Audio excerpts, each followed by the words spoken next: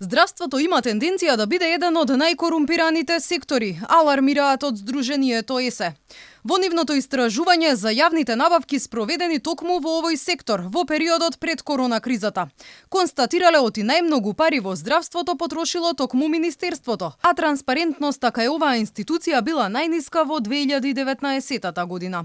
Бројот на компании кои низ годините аплицирале на тендерите опаѓал, што остава сомнеш оти одредени фирми се фаворизираат на сметка на други помали компании. Во 2019 година еден договор чинел 1,3 милиони денари, а во претходно во 2016 0,9 милиони денари, што е значителна разлика. Имаме помал број на договори, меѓутоа поскапи договори. И во 2019 година вредноста на која што е склучена највисокиот договор е склучен со една компанија, компанијата Доктор Пановски. Едно истражување кое што има направено ОЕЦД покажува дека всушност корупцијата во јавните набавки во делот на здравството како да кажам, цути. Од Сдруженијето алармираат оти најниската цена не смее да биде критериум наспроти квалитетот кој е особено важен за пациентите.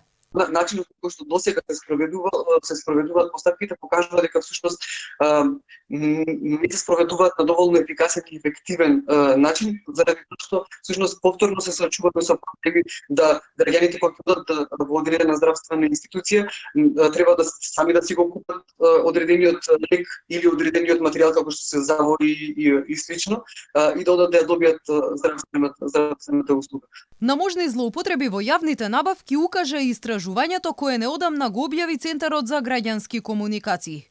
Тие утврдиле дека кај дури 30% од договорите склучени за време на пандемијата се разговарало само со еден понудувач, а разлики имало и во цените за исти производи кои ги плаќале различните институции. 6,7 милиони евра потрошила државата за јавни набавки во првите 6 месеци од корона кризата. Само Министерството за здравство и ГОП 8 септември од март до август потрошиле 1,2 милиони евра за 57 јавни набавки. Од Центарот за граѓански комуникации заклучиле дека кај дел од договорите непрецизно биле опишани стоките што се набавуваат. Например, дали станувало збор за респираторни или заштитни маски, или скафандери за една или повеќе кратна употреба, што според нив остава простор да се наплати цената за поскапиот од овие производи, а да се испорача поевтиниот.